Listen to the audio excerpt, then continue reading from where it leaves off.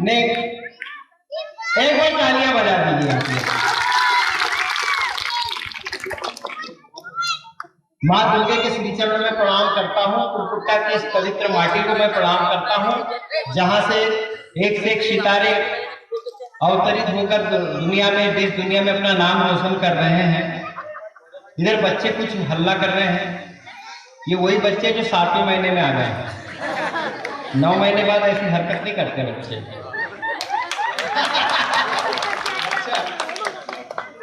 तो उनको थोड़ा सा बिठा दो। बच्चे अच्छे हैं, लेकिन इतनी रात को हल्ला करेंगे तो आगे की योजनाएं खराब हो जाएंगी। कुछ लोग सड़क के किनारे बैठे हैं, कुछ लोग तो ऐसे बैठे जैसे हमारे इधर सवेरे 6 बजे बैठते हैं, तो इत्मीनान से बैठे। मैं घर से यात्रा ही इसलिए करता हूं कि आपको हंसाऊं। हंसाने का मतलब ये नहीं कि फालतू बातें करूं, बातें अच्छी होगी, लेकिन हंसाना इसलिए चाहता हूं कि सब परेशान है, सब परेशान है। कोई काम से परेशान है, कोई तनख्वाह से परेशान है, कोई हिसाब किताब से परेशान है, कोई आस पड़ोस से परेशान है, कोई घर में ही परेशान है।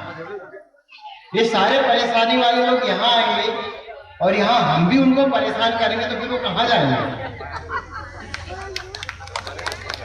इसलिए मैं चाहता हूँ कि यहाँ जितने भी लोग आए हैं उनका मनोरंजन करें, हल्का फुल्का मनोरंजन करें, हंसाएं, खुदखुदाएं, ताकि यहाँ से वो जब घर जाए तो उनके मन में एक आनंद तो हो कि कुछ बोझ हल्का हुआ।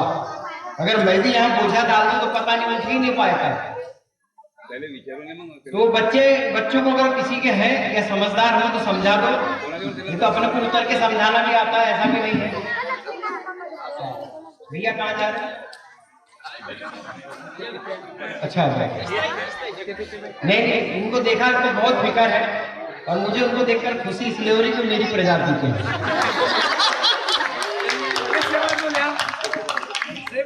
या देवी सर्वभूतेषु शक्ति रूपेण संस्थिता नमस्तस्यै नमस्तस्यै नमस्तस्यै नमो नमः। बोले मां दुर्गा मैया की।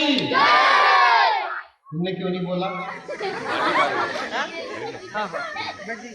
जो आज नहीं बोलेगा देखो, समझाने वाले यही आधे कभी बैठे हैं। बोले दुर्गा मैया की। हाँ, ऐसा ऊपर वाले ने सबके हिस्से में सब काम लिख के भेजा है। आपको कितनी सांसें लेनी है, आपको कितने कदम चलना है, आपको कितनी देर बोलना है, आपको कितनी देर हंसना है।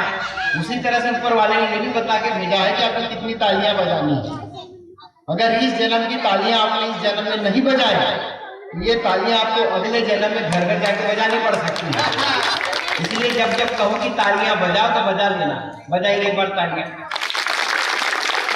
नमस्कार। तो ज्यादा ताली नहीं बजा रहे हैं, कोई बात नहीं। काकी ने घर से बता के भेजी थी खबरदार तुमने जो ताली बजाए ऐसी भी कोई गुंजाइश नहीं, क्योंकि मैंने इनको इसलिए पूछा कि आपकी एक हाथ शादी हो गई क्या।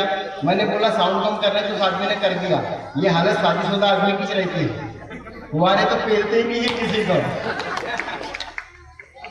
चलिए, आज बहुत अच्छा कवि सम्मेलन है।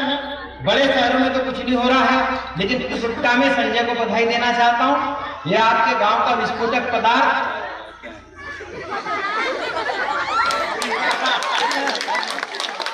ये विस्फोटक पदार्थ है। आप लोग बहुत मजबूत हो, इतने विस्फोटक पदार्थ को संभाल के रखे हुए, वरना इसी कलम का जादू वाकई ईमानदारी से काम करने लगे तो 2 दिन में दुनिया सीधी हो जाएगी।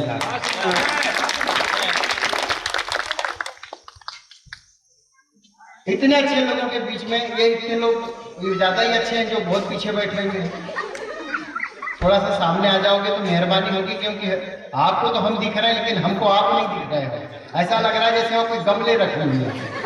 तो मैं चाहता हूं कि आपका भी चेहरा मोहरा दिखे तो हम भी आपकी छवि का आनंद लेते रहे, लगे कि हमारे बताएगा कुछ असर आप पे हो रहा है। आदरणीय सरपंच महोदया, आपका स्वागत करते, अभिनंदन करते हैं। आपके गांव में हम कुछ घंटों के लिए है, कुछ अच्छा लगेगा तो इनाम देके जाना, नहीं लगेगा तो मत देके जाना, लेकिन कुछ करके मत जाना, क्योंकि सरपंच लोग आजकल पता नहीं कहाँ का लिखा पढ़ी कर देते हैं। प्रणाम करता हूँ। आप एक अच्छी महिला का आदर सत्कार करते, आपने जिन्होंने सरपंच बनाया है अपने बहुमूल्य वोटों से, उन सबको बधाई देना चाहता हूँ, क्योंकि आपकी योग्यता की वाकई पहचान है। बहुत अच्छे हैं। ये जो सामने 2-3 लाइन में बच्चे बैठेंगे, 1 आध घंटा बैठेंगे मुश्किल से, और उसके बाद ये चले जाएंगे, क्योंकि इनको कविता समझ में आने वाली है। तो ये देखने वाले हैं कि वो खड़ा आदमी करता क्या है। हाँ, एक जगह कवि सम्मेलन में गया तो हम गाड़ी से उतरे 4-5 लोग, वो आजू बाजू देखने लगा। मैंने कहा क्या देख रहे हो? बोले कवि कौन है? मैंने कहा हम ही हैं।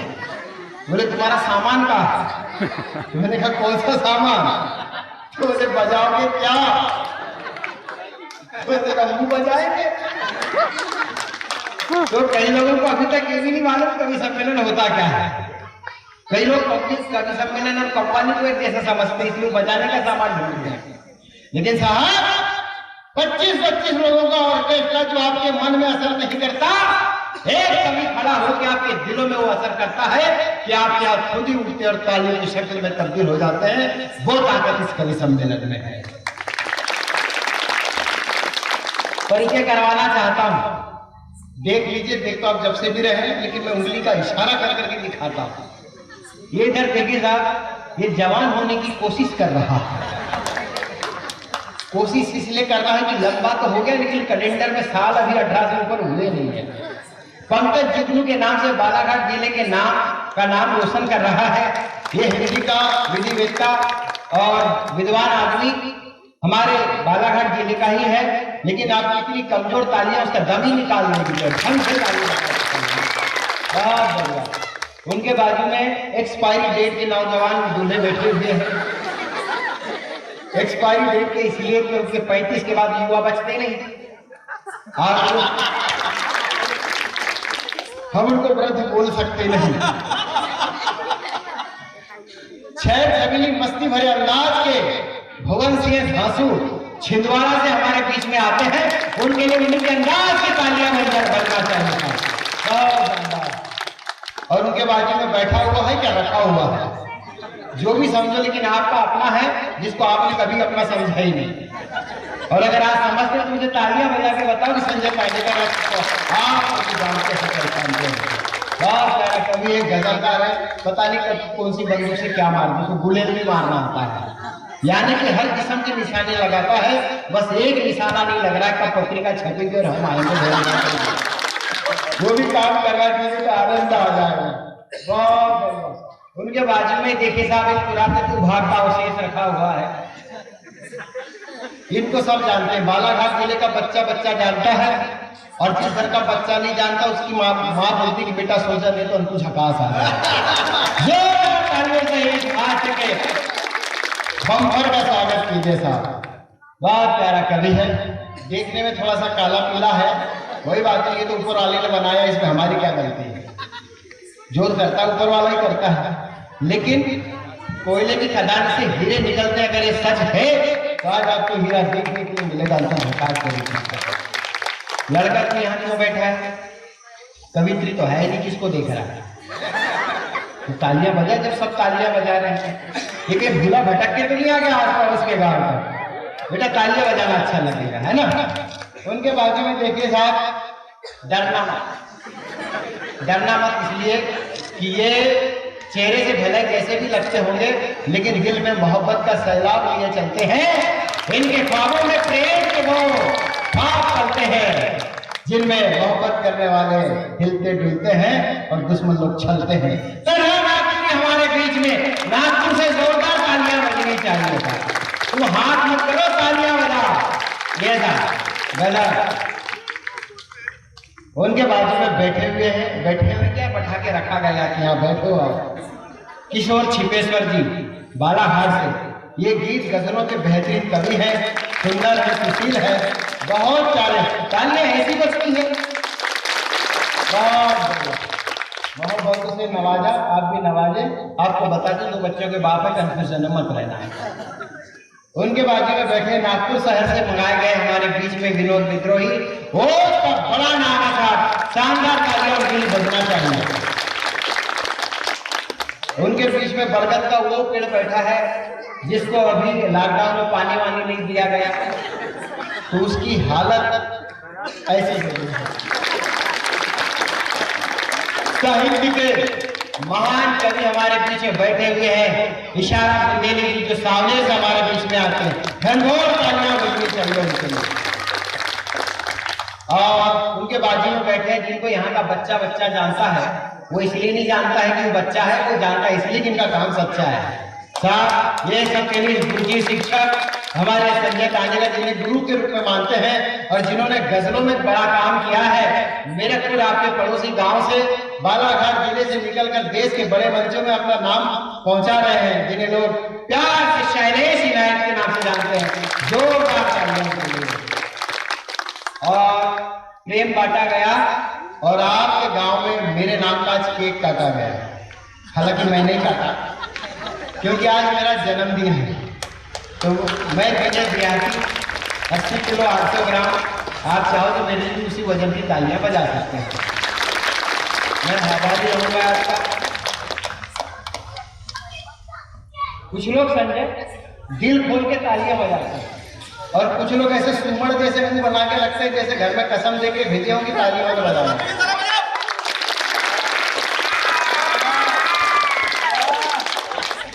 जीवन में उल्लास ऐसे नहीं आता, दिल के दरवाजे खोलने पड़ते हैं। ये मिस्त्री का काम है। बैठ जाओ। आपका नाम है? सोनवानी जी। आप मधु सोनवानी बसुन जा कोठी। Thank you. हाँ okay, thank you, welcome sir. Please बसुन जा भैया, कोई इधर इनके बैठक में फील कॉल लगा दो। क्या गजब गजब से लोग हैं, बहुत गजब गजब के लोग। हम हंसी मनोरंजन ठहाके की दुनिया में चलेंगे। बहुत अच्छी अच्छी बातें भी बताऊंगा। कुछ बातें ऐसी भी हो सकती है आपको जो समझ में ना आए, कोई दिक्कत नहीं। पिछले दिनों में अंबिकापुर गया था, एक साल बाद फिर अंबिकापुर गया, तो वहां पे ऑटो वाले ने ऑटो बीच में रोका, बोले आप कौन? मैंने कहा दिनेश देहाती। बोले आप सही में दिनेश देहाती? तो मैंने कहा दिनेश देहाती। तो पट्टे ने चौक में ऑटो रोका और तालियां बजाने लगा। अरे मैंने कहा पट्टे तू चौक में ताली क्यों बजा रहा है? बोले साहब आपने पिछले साल जो सुनाए थे अभी समझ में आया है। तो ऐसा होता है कि कोई बात किसी को बहुत दिन बाद समझ में आती है, तो जिसको जब समझ में आए तब बजाना। लेकिन मैं कहता हूं कि अभी बजाना ताकि आपके बाजू वाले को लगे कि इसको समझ में तो आ रहा है, नहीं तो समझते बैठे इसको कुछ समझ में नहीं आ रहा है। जहां खुशी होती, उल्लास होता है, जैसे शादी में बारात में बाजा बजता है, तो जिसके मन में खुशी नहीं होती वो भी नाचने लगता है क्योंकि वहां उल्लास होता है। लेकिन जहाँ उल्लास नहीं होता वहां पर बाजू वाला हंसे तो भी बाजू वाले का मुंह देख के वो चुप हो जाता है। इसलिए मन में उल्लास रखो। इतनी सारी माता बहनें यहाँ बैठी हुई, श्रद्धा से सबको प्रणाम करता हूँ। मेरी बहनों, मैंने बालाघाट जिले में किसी भी गांव में इतनी महिलाओं को साहित्यिक कार्यक्रम सुनते हुए नहीं देखा। पहला गाँव है जहाँ पर उल्लास के साथ महिलाएं बैठकर, अगर इस गांव में कोई परंपरा है तो आदरणीय सरपंच जी आपके प्रतिनिधित्व को प्रणाम करता हूँ, जहाँ महिलाएं इतनी संख्या में बैठकर कवि सम्मेलन सुन रही है। चलिए, मैं आप लोगों का सामान्य ज्ञान जांचने की कोशिश करता हूँ। अगर इस जांच में आप लोग खरे उतर गए तो मैं कवि सम्मेलन उस तरीके से चलाऊंगा, और अगर नहीं उतरे तो मुझे दूसरे तरीके से भी कवि सम्मेलन चलाना आता है। हम हर बात करेंगे। मैं यहाँ ये प्रयोग इसलिए कर रहा हूँ क्योंकि मैं ये मानता हूँ कि तिलकुट्टा गांव के सारे लोग शिक्षित हैं, सारे लोग समझदार हैं और बात करने का सलीका समझते हैं, और यही क्रम को लेकर मैं आगे जाना चाहता हूँ। ये बहुत सारी बेटियां बैठी हुई हैं। घर में अक्सर देखा जाता है कि बेटे और बेटियों के बीच में कुछ व्यवहारिक फर्क करते हैं और हम लोग समझते नहीं है। माता पिता अपने हिसाब से व्यवहार करते हैं, लेकिन बच्चों को लगता है कि उनके हिसाब से उनके साथ व्यवहार गलत हो रहा है। ऐसे ही हुआ, एक किशोरी बेटी ने अपने पिता से कहा कि पापा, घर में मेरा एक भाई और मैं दोनों ही हैं, लेकिन मैं रोज महसूस करती हूँ कि आप मेरे भाई को ज्यादा सुविधाएं, ज्यादा छूट, ज्यादा उपहार, ज्यादा पैसा, ज्यादा आजादी देते हैं, लेकिन जब वही मेरा मौका आता है तो मुझे कदम कदम पर टोकते रहते हैं, रोकते रहते हैं, मुझे सुविधा वो आजादी नहीं देते। आखिर ऐसा क्यों है? जब एक सहज बेटी के मन में प्रश्न उठा तो उसको समझाने की एक युक्ति उसके पिता के दिमाग में आई। उस पिता ने घर के बहुत सारे बेशकीमती गहने निकाले, उसमें कुछ खराब गहने भी थे, कुछ अच्छे गहने थे। उन्हें सारे गहने फर्श पर बिखेर दिए।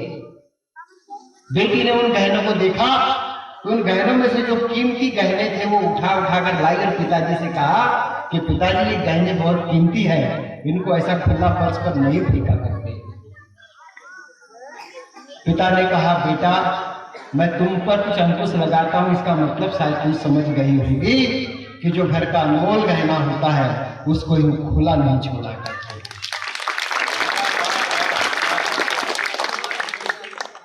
तो बेटियां हमारे घर की गहना है, अनमोल रतन है, अनमोल संपत्ति है, अनमोल वस्तु है। इसीलिए पिता या माँ जो भी है अपने बेटियों पर नजर रखती है, ख्याल रखती है, और जहां जहां ऐसा लगता है कि हमारी बेटी का भला की जगह कुछ नुकसान हो सकता है वहां वहां रोकते भी है, वहां वहां रोकते भी है। इसीलिए किसी का रोकना या किसी का टोकना बुरा मत समझो।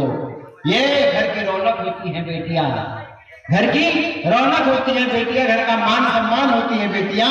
लेकिन बेटियों को जब भी ऐसा लगे कि माँ बाप ने उंगली उठाया है तो उन माँ बाप के मन को समझे, तुरंत में ये ना समझे कि मुझे आजादी देने से रोका जा रहा है। सारी बेटियों के सम्मान में बात करता हूँ, एक बार तालियां बजा दे। हमारे बीच में ऐसा भी कमी है जो बेटियों के सम्मान की बात करते हैं। एक जगह कभी बार बार बेटी बचाओ, बेटी बचाओ, बेटी बचाओ, बेटी बचाओ का नारा जहां देखो वहीं लिख रहा था, बेटी बचाओ बेटी बचाओ। तो एक लड़का गुस्से में आ गया, तो बोले सब अगर मिलकर बेटी बचाएंगे तो बेटे का झांझ मजीरा बजाएंगे। तो बोले बेटा झांझ मजीरा नहीं बजाएंगे, बेटी बचाओ इसलिए कह रहे हैं कि बेटे तो ऐसे भी बचे हुए हैं, तकलीफ बेटियों की तरफ है, इसलिए सबकी नजर बेटी बचाओ पे है।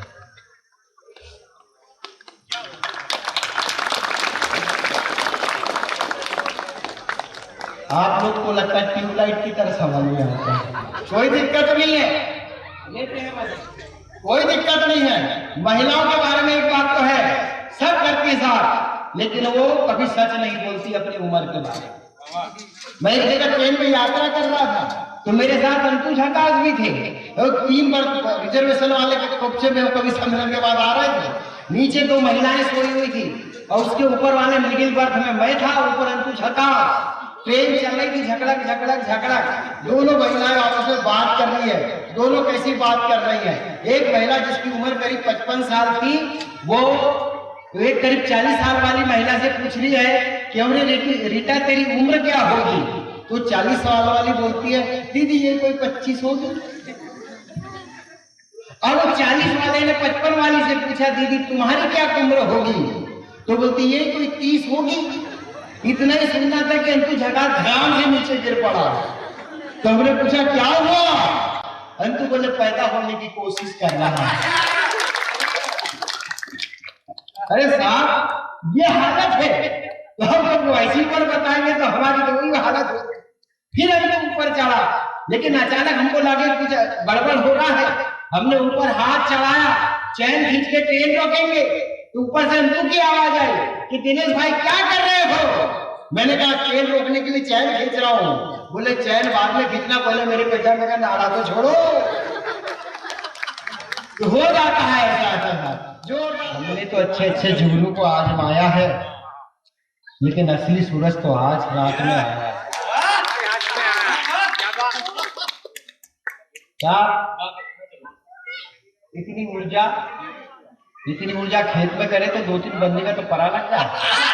उससे तो पंप चल जाएगा, पंप चल जाएगा हमको। हाँ इसमें के ऊपर किसके पंप चलते? भटकी आत्मा कहाँ की? आशीर्वाद है हमारा, बढ़िया रंगवा, बढ़िया दोस्त बैठो।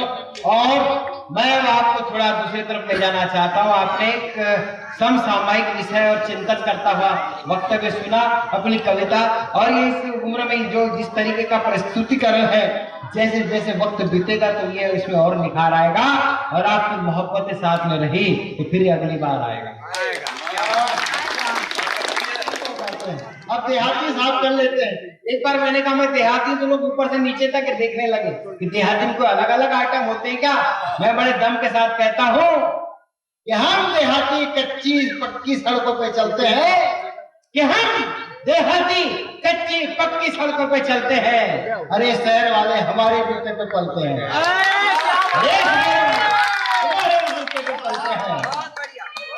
और जब जब इनको मौका मिलता है तो हमको ही छलते हैं।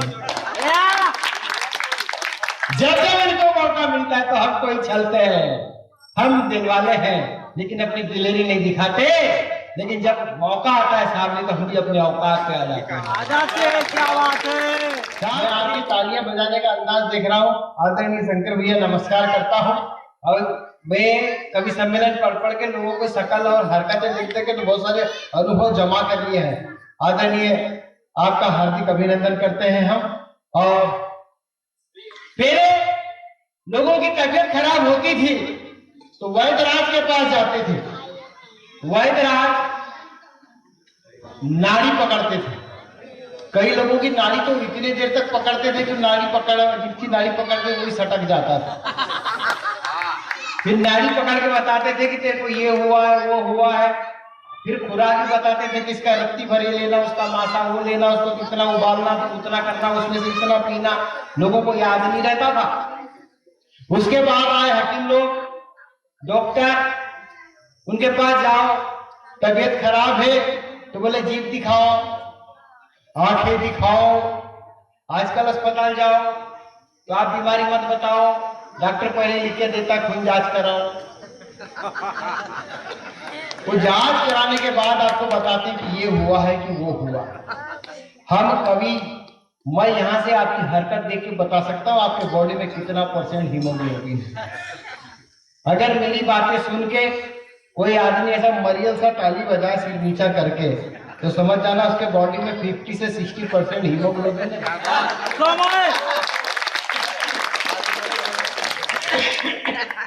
और जो ऐसा सिर सामने रखे और ऐसी तालियां बजाए तो समझ जाना कि उसकी बॉडी में 70 से 80% हीमोग्लोबिन है। और जिसकी बॉडी में 100% हीमोग्लोबिन होगा उसके हाथ ऐसे उठेंगे ऊपर और तालियां बजेगी और चेहरे पे मुस्कुराहट होगी। तो लगता है कि ये जोश यहाँ पर देखना चाहता हूँ। मुझे बताओ कितने लोगों के बॉडी में 100% हीमोग्लोबिन है? ऐसा लगता है कुछ लोगों के शरीर में तो खून की बूंद ही नहीं है। ये वो नहीं, तुम्हारा तो ऊपर उछल रहा है, इसमें कोई % की जरूरत नहीं है। हाँ, उसमें थोड़ा सा मिला दो तो उछलता ही है। नहीं, बिल्कुल उछलता रहे, काम चलता रहे। 100% मुस्कुराहट बना रखी, जोश रखिए आपके अंदर। वो बात होनी चाहिए साहब। बहुत अच्छी बात आप करके गए। हम तो कह रहे हैं यहाँ जो बातें आपके बीच में रखना चाहते हैं, बात एक एक करके रखना चाहते हैं। और वो बात जो समाज की है, देश की है, दुनिया की है। आदरणीय शंकर भैया, एक डायलॉग था पहले शशि कपूर और अमिताभ बच्चन का, सुनना कि मेरे पास बंगला है, गाड़ी है, तेरे पास क्या है? तो शशि कपूर कहता था कि मेरे पास माँ है। ये समय बदला और आज का डायलॉग आएगा कि मेरे पास गाड़ी है, बंगला है, कार है, बैंक बैलेंस है, तेरे पास क्या है? ये बोलता है मेरे पास कुछ नहीं, माँ है, उसको भी तू लेके जा। मैं इसको पढ़ नहीं सकता। क्या बात है। ये इस मानसिकता में परिवर्तन आया है साहब। इस मानसिकता को समझिएगा कि मानसिकता कहां पर बदली हुई है। एक घर में एक माँ थी और उसके 2 बेटे थे। दोनों बड़े बड़े सर्विस करते थे, लाख लाख रुपए तनख्वाह थी। उन दोनों को ऐसा लगा कि माँ की जिम्मेदारियां दोनों भाइयों ने बांट लेना चाहिए। दोनों भाइयों ने फैसला किया कि हमारी माँ 15 दिन तेरे पास रहेगी, 15 दिन मेरे पास रहेगी। दोनों अपने वादे के पक्के थे। 15 दिन एक बेटा खाना खिलाता था, 15 दिन दूसरा बेटा खाना खिलाता था। लेकिन उन लखपति औलादों की माँ जो महीना 31 दिन का होता था, एक दिन उसको कोई खाना नहीं खिलाता। अगर ये तरक्कियां हमारे देश में है तो हमें ऐसी तरक्की नहीं चाहिए। जिस माँ ने अपने गीले बिस्तर पर खुद को सोते हुए बच्चों को संभाला हो और वो उन बच्चों को पाला हो, और वो लखपति बच्चे अगर माँ को एक दिन नहीं संभाल सकते तो ऐसी औलाद होने से अच्छा है कि माँ बाप भी औलाद है। जीवन के उस चित्र आपको दिखाना चाहता हूँ चलते चलते, लेकिन मैं चाहता हूँ कि पहले धासु आकर विस्फोट करे। वो देश का लाडला कवि जिसको विदेश से 2 बार निमंत्रण आए तो इसलिए वो विदेश नहीं गया क्योंकि उसको अंग्रेजी नहीं आती। क्या बात है साहब, मैंने उसको 3 बार बोला कि तुमको अंग्रेजी नहीं आती तो मुझे बुला लिए होते। तो बोले तुमको अंग्रेजी आती है क्या? मैंने कहा आती है। बोले सुनो। मैंने सुनाया। क्यों? The principal government high school का सब्जेक्ट 3 days लीव। छुट्टी थी। तो बोले छुट्टी की एप्लीकेशन है। तो मैंने कहा तुझे भी आती है? बोले सुना। मैंने कहा महात्मा गांधी का ऐसे आता है, तो Mahatma Gandhi great man of India. बोले निबंधी चलेगा, बोलना पढ़ना सिखाओ। मैंने कहा आता है। मैंने पूछो। बोले वो लड़की वहां खड़ी है, उसको वहां से एक जन अंग्रेजी में बुलाओ। मैंने कहा आसान सा काम है। मैंने कहा बेबी कम हियर। क्या बात है। लड़की समझ गई, वो वहां से यहाँ आ गई। अबे बोले इसको अंग्रेजी में यहाँ से वहां भेजो। वहाँ भेज दो। अपने को इतनी नहीं आती थी, पर अपन देहाती। अपन उधर चले गए और वहां से आवाज मारे, बेबी कम हियर।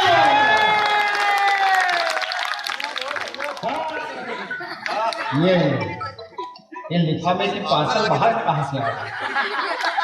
बहुत दूर से आया। अरे तुम्हारा तो स्पीड पोस्ट होना चाहिए, नहीं तो पार्सल भिजवा। साहब जिस अंदाज में इन्होंने अपनी सारी बातें यहाँ रखी, तो मैं तो कह रहा हूँ मस्ती जिंदा रहना चाहिए।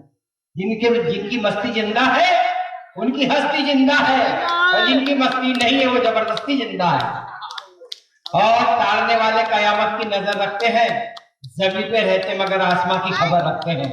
और जो छुप छुप के इधर उधर नजर रखते हैं, तुमको क्या खबर कि हम तुम्हारी भी खबर रखते हैं। जोरदार तालियां बजाओ। गजब गजब गजब गजब गजब। मैं बड़ी देर बाद देख रहा हूँ तुमको अपने आपे में।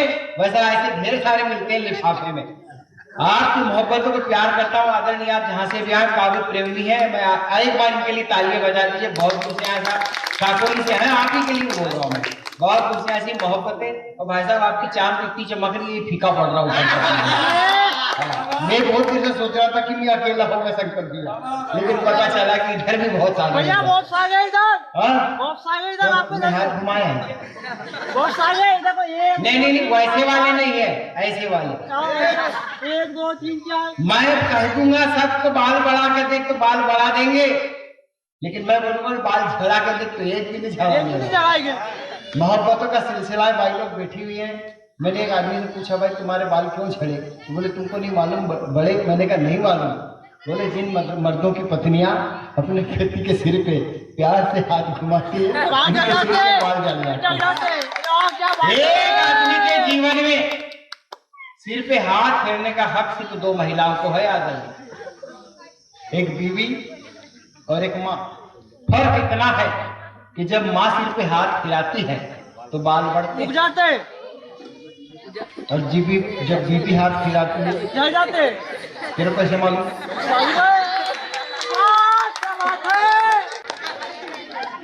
भाई साहब को देख के तो लगता है जैसे बोलने वालों ने भी हाथ फिरा दिया है। बस मजे लीजिए साहब, मस्ती में रहिए आदरणीय। आप बहुत अच्छा सुन रहे हैं, आप उठ के जाते भी रहते हैं।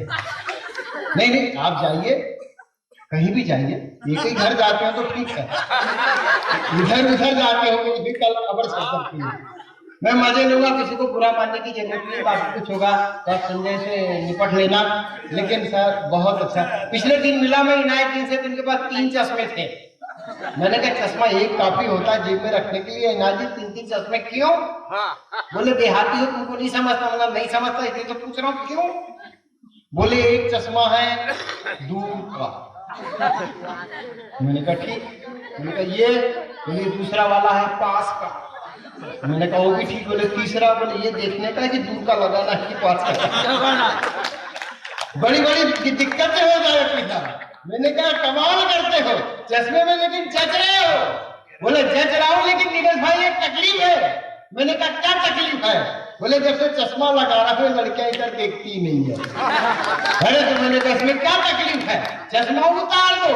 अरे तो बोले फिर लड़कियां दिखती नहीं है। लोग क्या क्या सोचते साहब, जवाने भर का सोचते, प्रैक्टिकल है। कोरोना का बीता साल तो मुझे संबंधों के सपने नहीं आए। कोरोना का बीता साल तो मुझे संबंधों के सपने नहीं आए, क्योंकि मैंने देखा जब अपना बीमार हुआ तो बचाने अपने नहीं आए। अपने नहीं आए। जिंदगी का वो दर्द देखा है कोरोना में। मैं कोरोना का नाम नहीं लेना चाह रहा था, लेकिन लोगों ने बार बार उसका जिक्र किया। वो एक काला अध्याय है हमारे जीवन का, बीत गया। ईश्वर करे दोबारा किसी को देखने न मिले, और देखने मिले तो जो हादसे हुए हैं ऐसे देखने न मिले। टूटी, आशाएं टूटी, सपने टूट गए, अपनों के हाथों अपने ही लूट गए। क्या करेंगे? ऐसे ऐसे दिन देखने पड़े थे जो भारत संस्कृति और अतिथि देवो भव का शंखनाद करता था, जब अपने घर में ही लाशें बिछी तो अपने वाले उठाने नहीं आए। वो दिन देखा है। एक बड़ा खुशनुमा माहौल निर्मित करने की कोशिश की है आपने। मैं धन्यवाद देना चाहता हूँ फुलपुट्टा वासी को। आपके मन में जोश है, उत्साह है, कुछ करने की क्षमताएं हैं, और यही जोश आपके गांव को बालाघाट के नक्शे में अलग अलग अलग दिखाता है कि वाह, वाकई फुलपुट्टा की कोई बात है, शान है, पहचान है। अंतु झकास, इनके घर में भाभी के साथ इनका झगड़ा होता है। आपके घर में भी झगड़ा होता होगा, भगवान करे ना हो। अगर होता होगा तो दोनों गुस्सा होते हैं, लेकिन इनके घर में जब झगड़ा होता है तो ये भी खुश होते हैं और भाभी भी खुश होती है। मेरे का घर में झगड़ा होता तो दोनों कैसे खुश होते हैं? बोले भाभी बर्तन फेंक के मारती है, नहीं लगा तो ये खुश, और लग गया तो भाभी खुश। बड़े कमाल है यार, लोग झगड़े में भी मजा लेते हैं। अंतु झकास से मैंने कहा तू जिंदगी का बोझ उठाते उठाते बौने हो गए, तो बोले बोल हमारे बिछौने हो गए। महंगाई ने इतना मारा, वक्त ने वो उभारा, और कविता लिखी तो पूजने लगा देश सारा। कविता जो लिखी तो पूजने लगा देश सारा। तो एक ख्वाहिश है गहरा समंदर भी खंगाल लेती है, ख्वाहिश है गहरा समंदर भी खंगाल लेती है, सीप से मोती निकाल लेती है, सीप से मोती निकाल लेती है। आप सभी खड़े होकर एक बार तालियां अपने लिए बजा लीजिए, क्योंकि आप सुधी श्रोता है, आप बहुमूल्य संपत्ति है, आप है तो हम है। मैं संजय तालेकर को बेहतरीन संयोजन के लिए बधाई देता हूँ, और मिलेगा आपका प्यार तो हम इसे स्वीकार करेंगे। आज जा रहे हैं, अगले साल का इंतजार करेंगे।